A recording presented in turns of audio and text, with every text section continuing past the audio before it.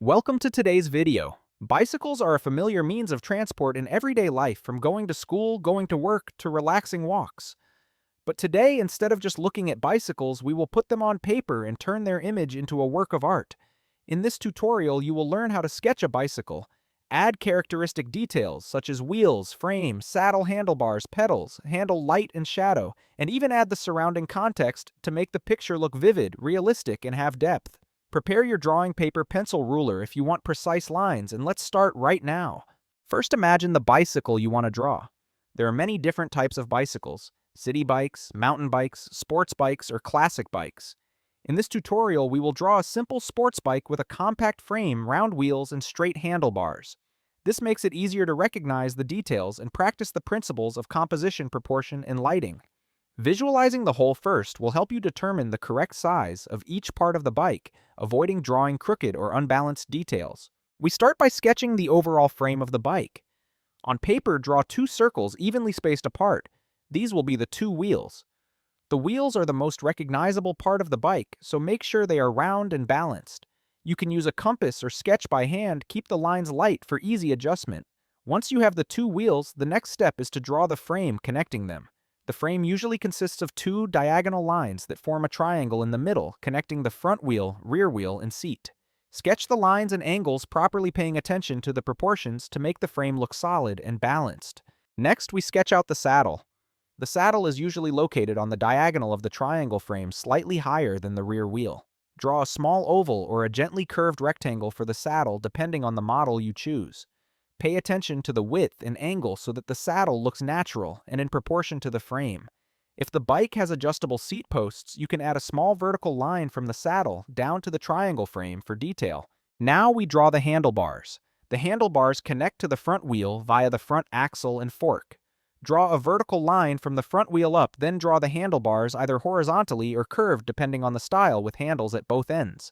Draw lightly and evenly so that the handlebars do not skew while keeping the proportions reasonable compared to the frame and saddle. If you want to add more detail, you can draw the brake and small brake levers on the handles, but don't overdo it to keep it simple and easy to see. Next are the pedals and the center line. The pedals are located in the middle of the triangle frame near the rear axle. Draw a small rectangle or ellipse as the axle, then add two small pedals on either side. You can sketch in small details like the sprockets or the chain connecting the rear wheel to the hub. These details will make the bike look more realistic and lively without being too confusing to the viewer.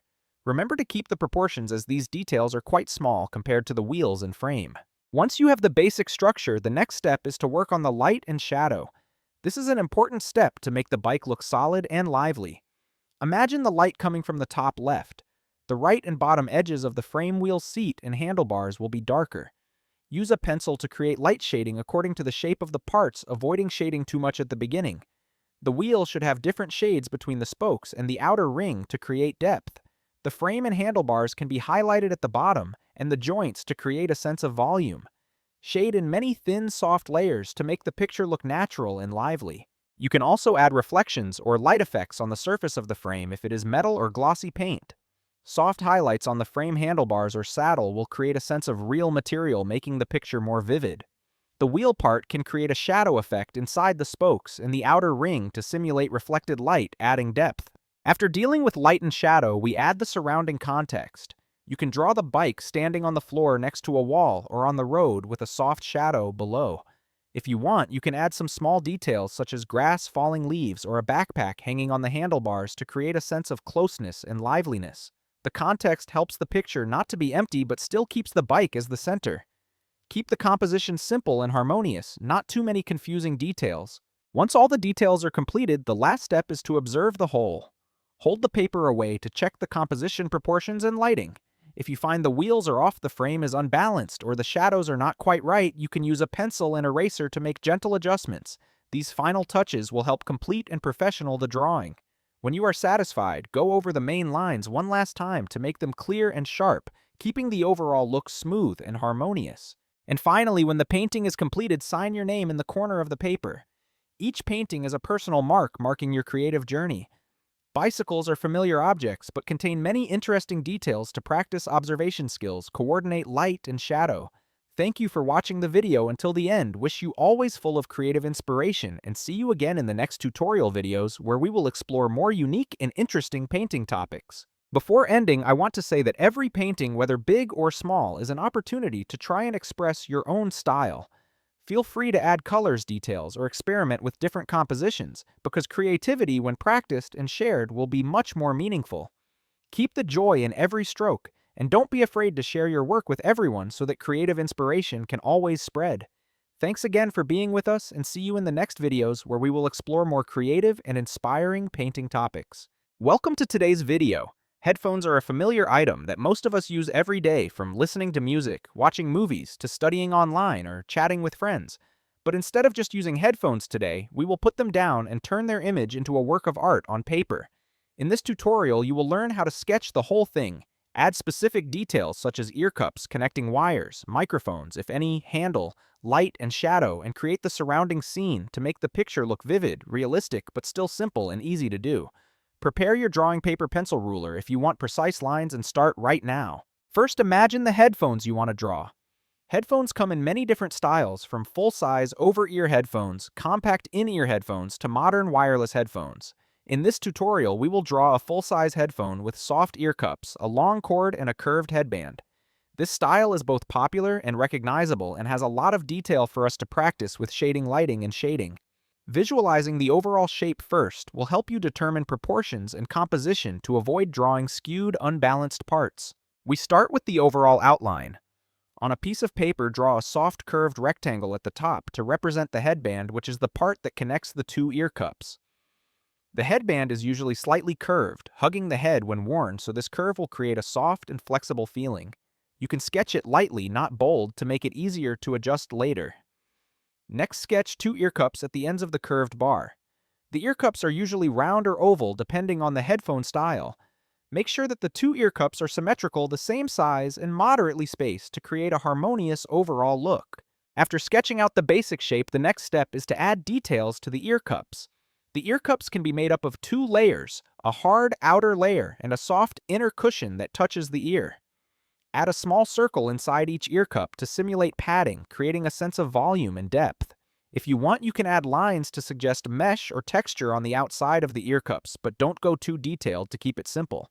This is an important step because small details help the headphones look more realistic and approachable. Next, we sketch out the wires.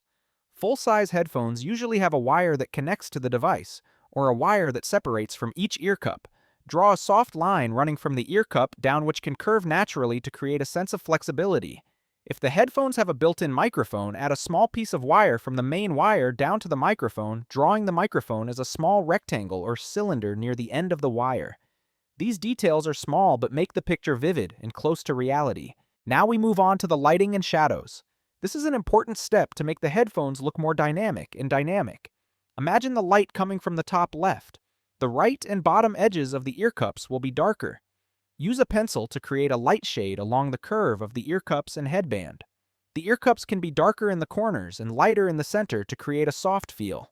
The wire should be lightly shaded on one side and left with a light shine on the top to create a three-dimensional effect. Remember that the shadows and lights should be soft in many thin layers so that the picture is natural and not hard. If you want, you can add a little reflection on the surface of the ear cups.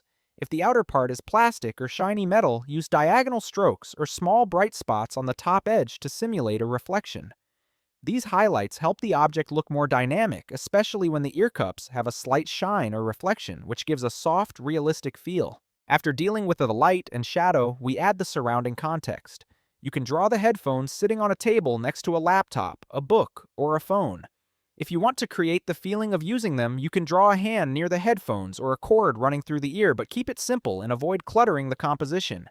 The surrounding context helps the drawing to be close and lively, but still ensures that the headphones are the center of the work. Once all the details are completed, the final step is to observe the whole.